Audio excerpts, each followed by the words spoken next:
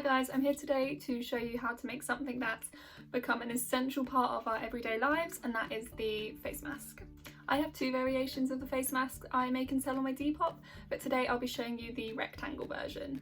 The great thing about knowing how to make a face mask is that you can really mix and match and kind of make any pattern you want to go with any outfit you want, and I have really used that to my advantage, and I now have so many face masks. First thing we want to do is to choose our top fabric. Now this is the fabric that's going to be showing on the front of the face mask, so it's really up to you what kind of vibe you're looking for. If you want something colourful and bright, or if you want something a little bit more subdued and kind of block colour. Today I want to choose something a little bit more brighter, so I'm going to go for this orange flowered pattern right here in the poly cotton. Now for a face mask you can choose the same pattern to use on the front and the back side, but from a bit of trial and error I've kind of found that I really do prefer using a plain black or white background for the face masks, as well as in a cotton that's kind of a little bit more kinder to the skin. So for the back I'm using a really good quality poly cotton, and I'm just going to match to see what colour most likely suits the fabric, and today I think I'm going to go for the black. Now we're going to be cutting out, measuring our top fabric that we're going to be using, that's going to be facing. So we want to get our fabric the outside, so the underside, which you will not be seen, and I like to use a corner. I think that makes life a little bit easier, and we want to be measuring 9 inches by 6 inches.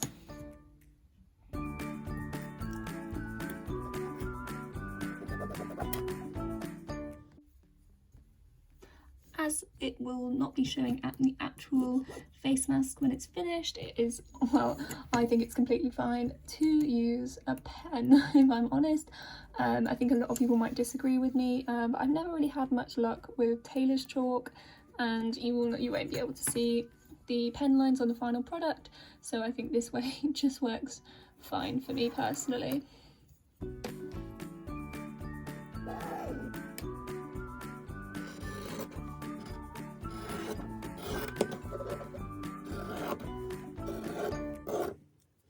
Next you want to grab your backing fabric and find a place that is probably most suitable to cut out your face masks. And to make life a little bit easier, I'm going to put front faces together and just measure and cut a rectangle based on the sizes we've just cut out there.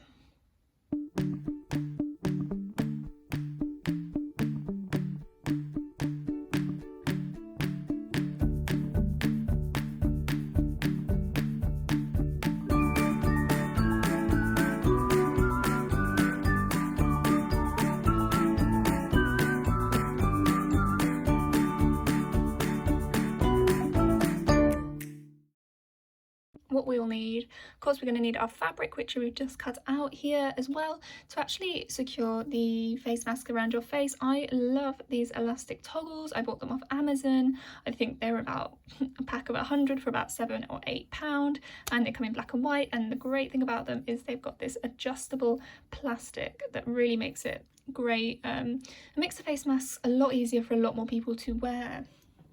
So alongside that, we've got our fabric scissors for cutting out the fabric. We've got our rotary cutter, and as you've just seen before, it helps out a lot. What I've forgotten is also my thread scissors, which I find really useful for cutting thread on the machine when these are too bulky. Aside from that, of course, we've got our thread and bobbin, a pen for marking, and some pins. So we want to grab our 2 pieces of fabric as well as the 2 elastic strings, and this bit might get a little bit tricky, so I'll try and explain it as best I can. First, want to make sure that our fabric are right sides together. So basically, whatever way you turn your fabric, you can just see the wrong side showing, and this, when you turn it inside out, is what you want to be facing. You want to peel back the top layer and kind of insert these elastics into the corners so that they are kind of diagonal to the corner, and then place the fabric back on top, making sure that it doesn't move anywhere, which can be a little bit tricky, and then grabbing a pin and making sure that it is in place on both fabrics. And we want to do it to the other side, and depending on the length of your elastic, it might bunch up a little bit, which is where it might get a little tricky.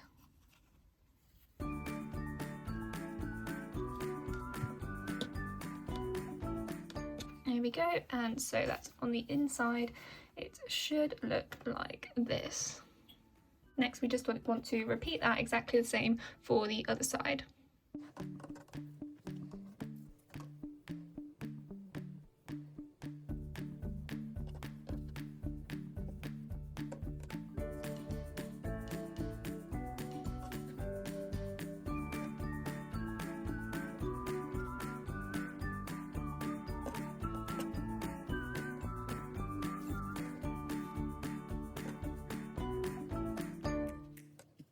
So there we want all 4 corners pinned with our elastics.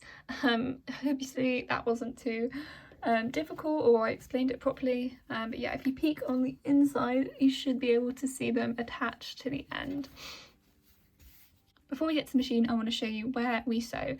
So in order to get kind of flip it inside out, we want to start from about this corner, sew all the way around down here, and then back up, leaving about an inch, inch and a half to 2 inch gap, and back stitching there. While we sit down at our sewing machine, I have threaded it, and I will have another video coming up soon showing you exactly how to do that. But for this particular item, we want a 2.5 length at just a normal straight stitch, and we are going to be sewing at a 1.5 inch seam allowance.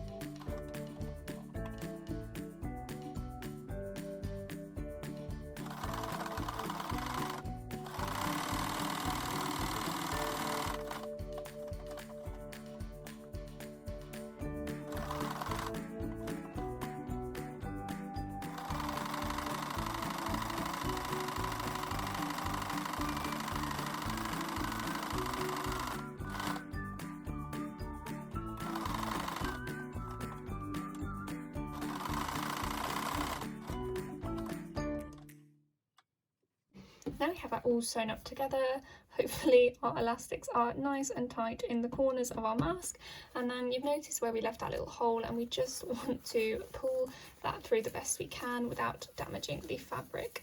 And this is why it's important to backstitch a couple times at the end and the start of when you're doing this, just so the fabric is really strong and secure.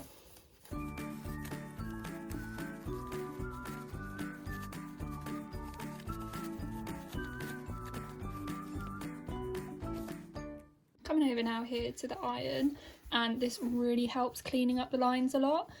So I just want to make sure that all of the seams are as outwards as they can be, making sure that lining is underneath still. And then we just want to iron it flat, just so it's really nice and clean.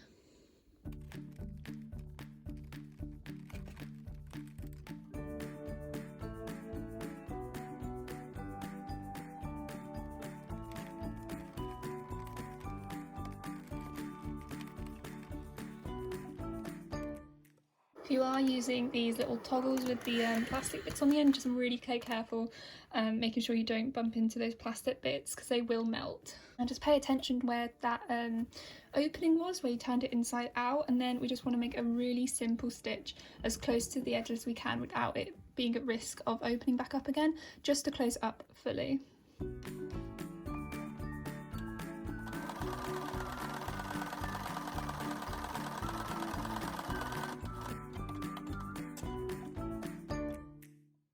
Again, this next part can be a little bit fiddly, but don't worry too much about what this looks like here, just because it will be most likely be covered when we sew up the edges. So now we are approximately, it doesn't have to be super accurate, but folding down that top fold, making sure it is about accurate. And I said this is going to be a little bit tricky, but we're getting a pin, and I like to just put a really kind of pin there just to hold it for a second, and using that pin just to keep it in place. And I'll double check at the end if that looks about right, and I think it does. And then if we push this up a little bit more, And we're going to do exactly the same thing below.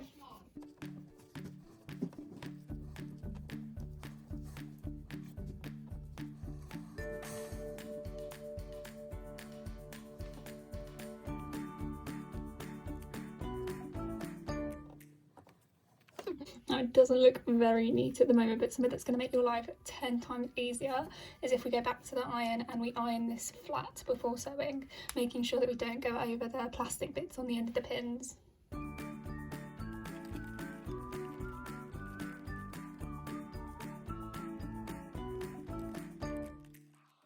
Now finally we are going to close this shut. I've probably chosen the wrong fabric here and I've run out of orange thread, but for the sake of it, it's going to be for me. I'm not selling it, so I'm not too bothered about having black thread showing. And then we're just going to sew over it.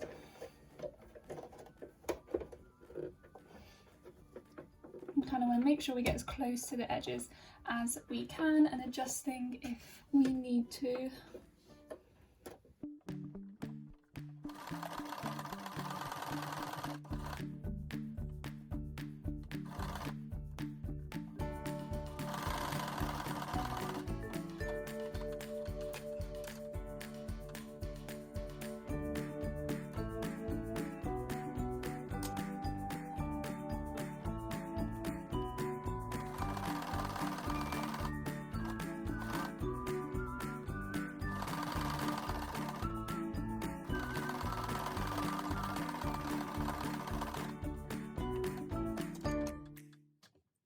There we have it, our handmade and homemade face mask.